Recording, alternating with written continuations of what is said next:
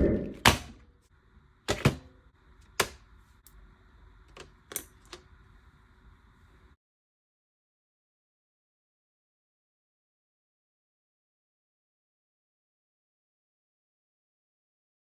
friends, Ken here, your Thrifty Apprentice.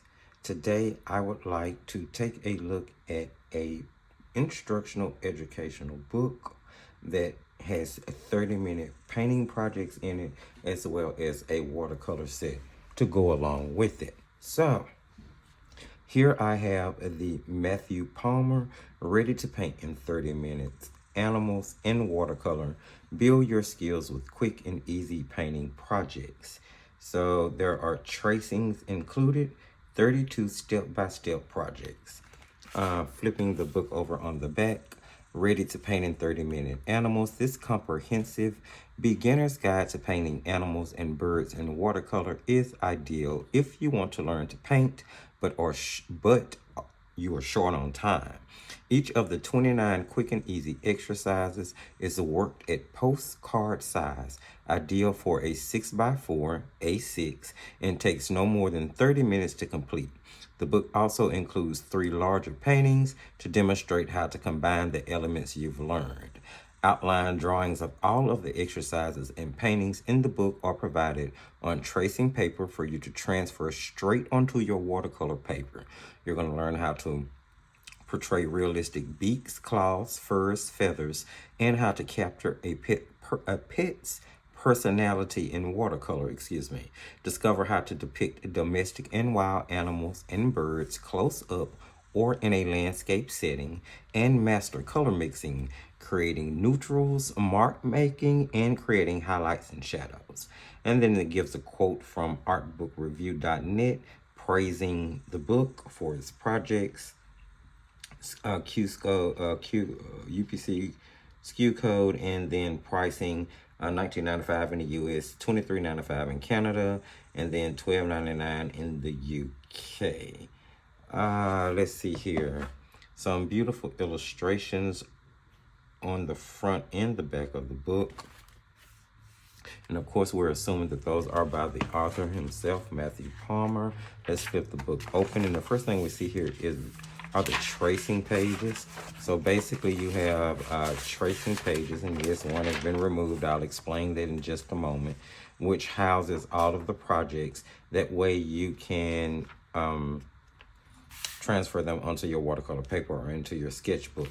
About the artist, Matthew Palmer is a renowned demonstrator and teacher of watercolor paintings, teaching for over 20 years. He has his own studio at his home in Derbyshire, UK, and teaches hundreds of people each week via workshop, holidays, and virtual lessons. He also appears regularly on television and on his own internet-based art video-on-demand show at his website, which is watercolor.tv. So, very experienced watercolorist and author who has been working on animals for quite some time behind the authoring of this book. Now, this book does come as a part of a series, and this is actually going to come into play a little bit later.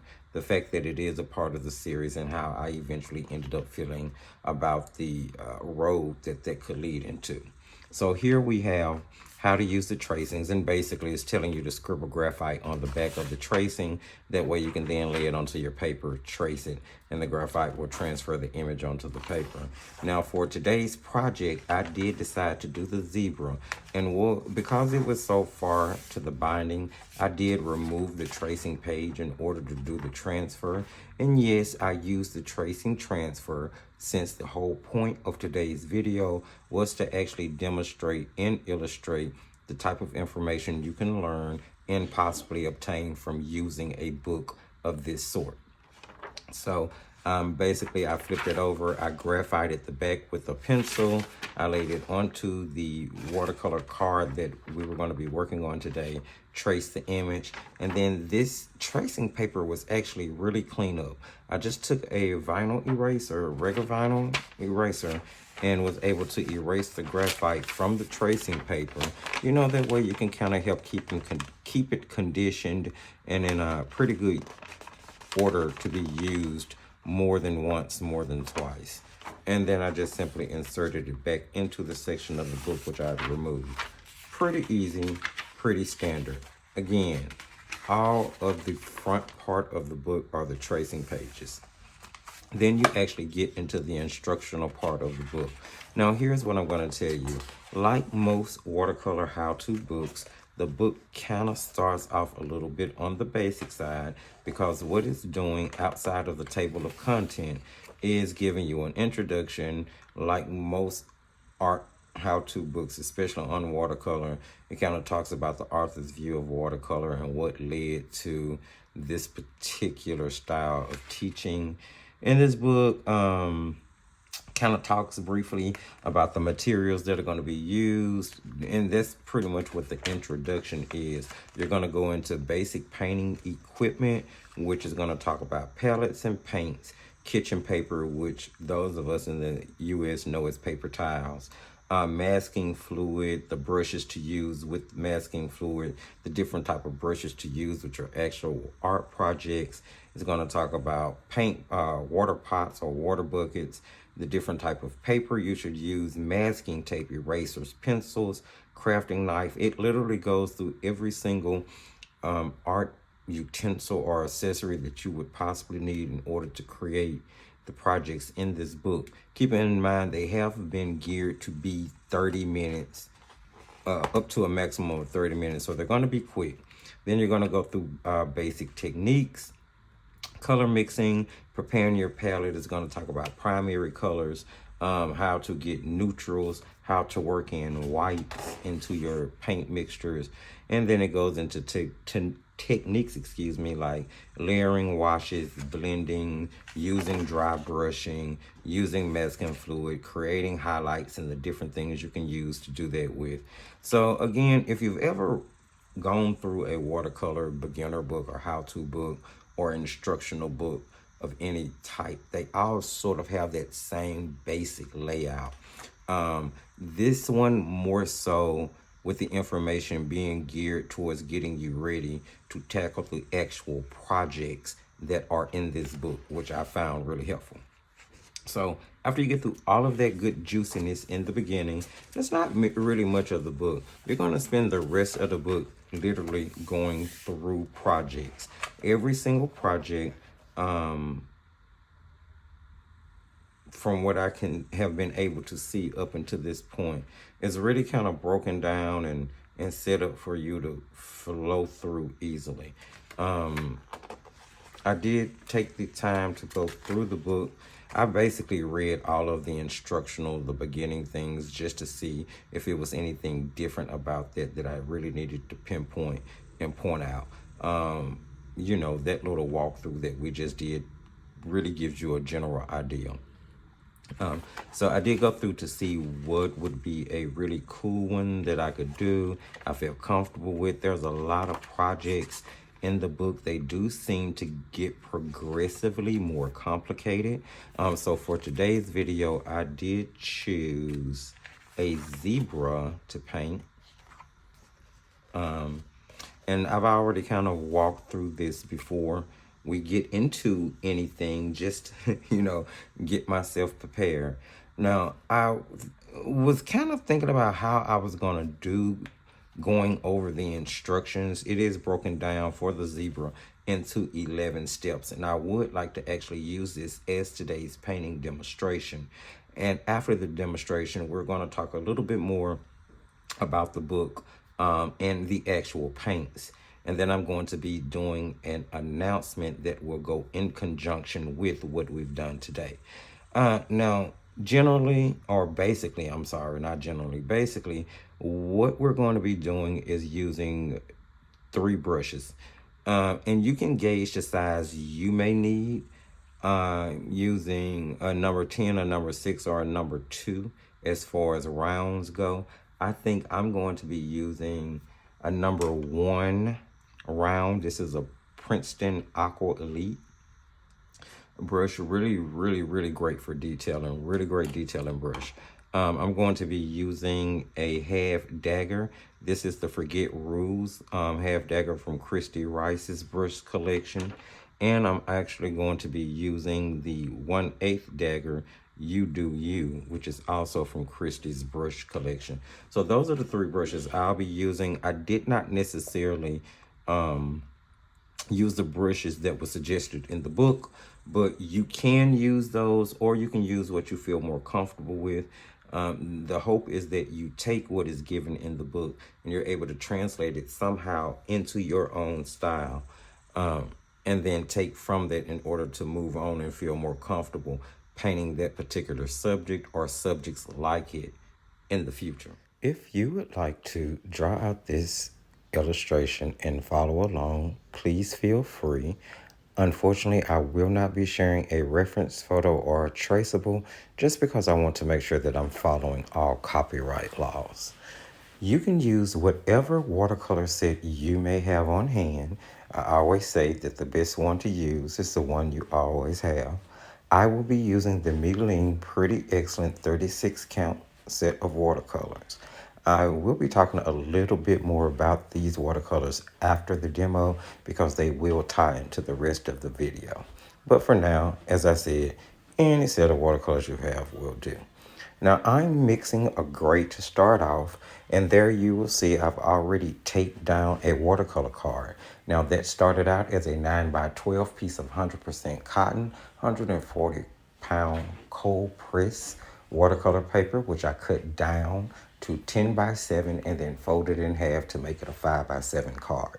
Using masking tape, I did tape it down, and using the tracing paper from the book, I graphited the back of the tracing paper, transferred it to the front of the watercolor card, and simply used an eraser to clean up any residue that was on the card or on the tracing paper itself. Now, as you can see, I've already wet the background, and then using a mixture of ultramarine blue and burnt sienna, I did make a more cool gray,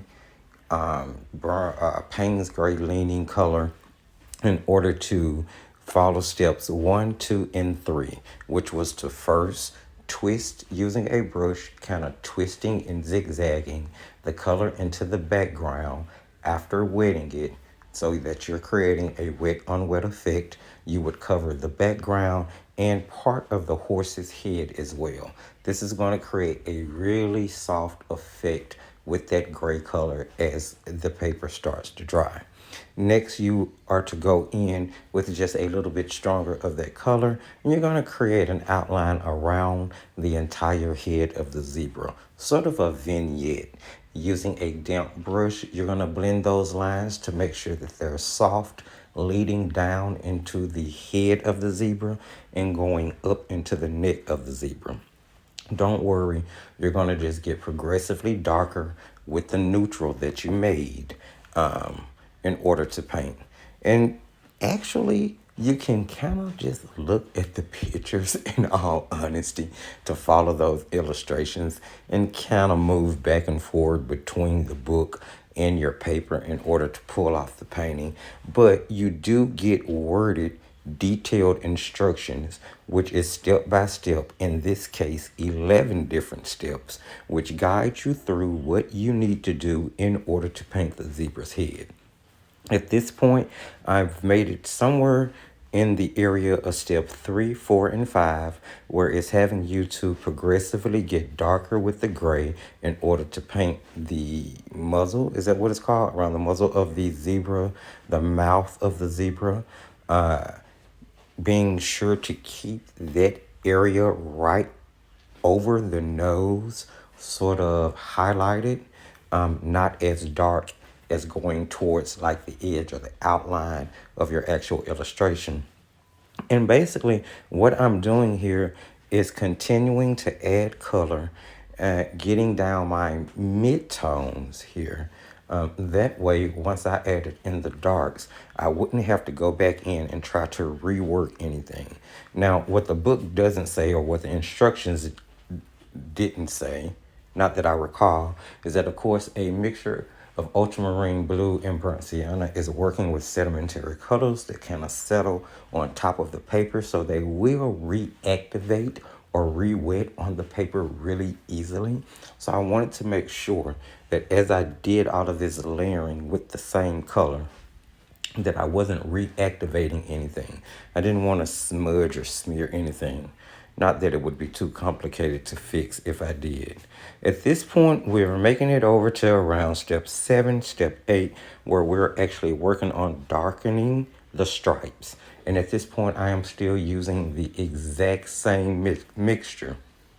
Now, in between each layer, I am adjusting the amount of paint versus the amount of water in order to get that color darker and saturated. However, I am still using the exact same color mixture, ultramarine blue and burnt sienna. I'm going to go ahead and get the stripes painted in. At the top around the mane, you really want to take a really small brush. Now, the instructions, I do believe, said a number 2 round, any number 2 round.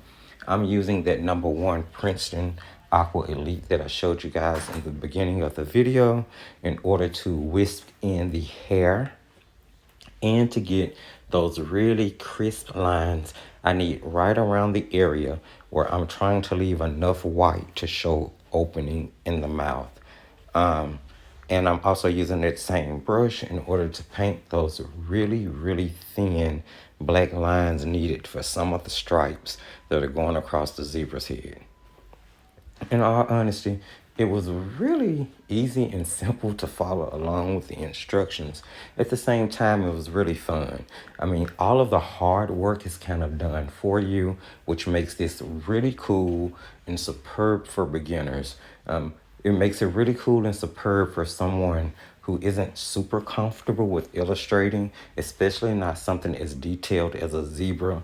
I mean, you have it provided for you on tracing paper. Literally, you just transfer it and you start working on the painting. The thing about the way the book progresses and the way the instructions through each project progress is that if you are not comfortable as a watercolorist, it kind of puts you at ease because everything is broken down all the way down to the percentage of paint in each mixture.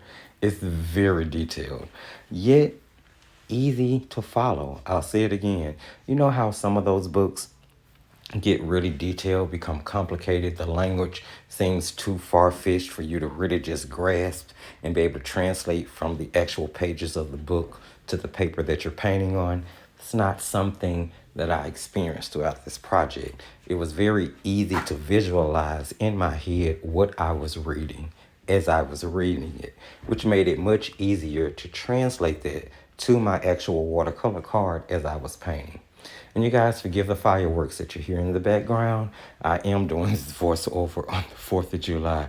So, yeah, you have that. I'm just continuing to work on the stripes. I'm adding additional layers to get them as dark as I want them to be. I'm wisping in more of those fine lines and strokes into the mane to emulate hair, which is broken down in great detail in the instructions as well. And I'm also taking a wet brush to kind of blend those hairs inward towards the top of the head so that they're seamless and it doesn't look stark coming out the top.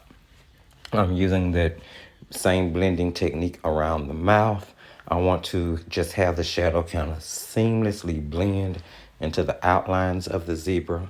I've taken that dark mixture and I've already darkened in the nostril area in order to give it a little bit more realism. And then I'm going to start working on the eye. Now, it's already detailed in for you. Really, all you're having to do is paint into the area where you want the actual pupil to be, remembering to leave a highlight, again, to add a little bit more realism. I almost added eyelashes to make it whimsical, but I decided against it at the last minute. And then, of course, you're going to darken in that shadow under the zebra's muzzle just to make it look like it's actually maybe grazing on the grass, or maybe it's taking water from a pool or a pond, whatever the case may be. And everything else is just continuing to add darks in areas that I needed, specifically under the neck area to be sure to show the separation, around the opening in the mouth to show the opening, the pupil, making sure that the highlight stood out, the hair at the top of the mane, making sure that it stood out and blended well, and of course the little shadow under the zebra. And that's it. It was real easy, friends. If every project in this book turns out to be this easy, then I don't see why anyone would have any issue whispering through any of these projects in 30 minutes or less, giving you a real good sense of satisfaction. Now, I took mine a little bit further to turn it into a card. I'm stamping a sentiment here saying with love. Honestly, the stamping was a little off. It didn't really transfer all that well, nor was it as centered as I would have liked for it to be. But in the end, everything came together without any issues. I simply grabbed myself a fine liner. I think it was like a 0.2 millimeter in order to darken in any of the skipped ink on the stamping. And as I said, it's not necessarily centered. The lower circle of the L does kind of go into the masking tape. And of course, I'm going to outline the entire card with a black border as I normally do. And this is a 1 millimeter, so I'm just going to finish up that box to get all of that blocked in. And then I will be removing the masking tape to reveal that white border, which always makes compositions look that much better. And that's going to wrap up the demo and the instructional. And I will see you guys on the other side to talk about a few more details. And here we are with our completed project from today using our instructional book of Watercolor Animals 30-Minute Projects by Matthew Palmer. I have paired the watercolor card with the envelope because I will be giving it away. So this is really cute. The recipient can either frame the card or gift the card themselves. Wonderful idea to always do your little paintings on watercolor cards. It'll make a wonderful gift for someone. In today's video, I did use the Mealing Pretty Excellent watercolor set, and I do want to touch on these just a moment, for I'm about to announce a giveaway, and these will be a part of that. So here is the Mealing Pretty Excellent 36 count of watercolors. They are in a molded tray. They are the equivalent of half pans, and they do come with a water brush included in the set. Now, this set is a super transparent. It is of one of the higher quality student grade sets. It's really great for mixing your colors. It's really great for layering. The paints will lift. As I said, they're transparent, so you can do a lot of different watercolor effects with them without muddying up your paints. And you do get plenty of colors to choose from. Now, there is a set that does have individual half pans, but this one does not. This particular set is produced by Aowen's Art, which is the umbrella company for the same manufacturer that produces Paul Rubens. They are distributed by Lightwish here in the U.S., and you can find this set, including many other Paul Rubens sets, as well as many other just house brands that Lightwish are distributing on the lightwish.com website. What I would like to do, starting with this video, is announce a month-long giveaway process. Starting today's video with the instructional book that was included, that we worked from, along with the watercolor set that we worked with, we would like to offer this as a giveaway. This is being sponsored by the Thrifty Apprentice Studios in care of Defyantarts and DECA, which is the Defiance Arts Creation Association. Every Sunday in this month, there will be a giveaway centered around the instructional material as well as the watercolor set that was used in that video. All you have to do is jump in the comment section for this particular video and this particular giveaway and let me know how art has affected your life. Meaning, how have you grown, should I say? Let me know, where are you in your journey? How do you consider your progress from where you started to where you are now? If you are a beginner, let me know where you would like to go. What is your ultimate goal with your watercolor journey? You will be receiving, after a random selection, the Matthew Palmer Ready to Paint in 30 Minutes Animal and Watercolor Instructional Book, along with the 36 count of Mealing Pretty Excellent Watercolors. And I'm also including the illustration painted today with the envelope so that you can either frame it or use it as a greeting card yourself. So there you have it, guys. Now, this particular giveaway will run from the release of this video, which is Sunday, up until 11:59 Friday of this upcoming week. Every single Sunday, we will have the announcement of the winner from the previous video, as well as the announcement of the new giveaway, all the way up until we've completed 4. Hopefully you guys are subscribed and you've hit your notification bell so that you can keep up, or you can be sure to run back to the channel every Sunday. But I definitely suggest subscribing and hitting the notification bell just so you won't forget.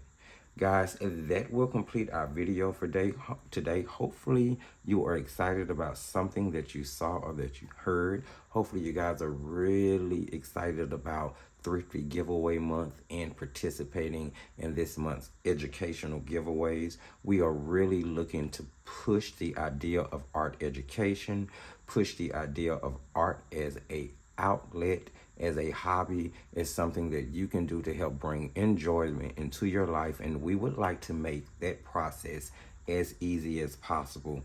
That's why we've decided to do this month-long series of giveaways. So there you have today's video, friends. Hopefully you have heard, saw, picked up on something that you like. If you did, don't forget to sprinkle a little love and give the video a thumbs up to help get it in front of other interested viewers like yourself. You can share the video. It's going to have some of the exact same effect.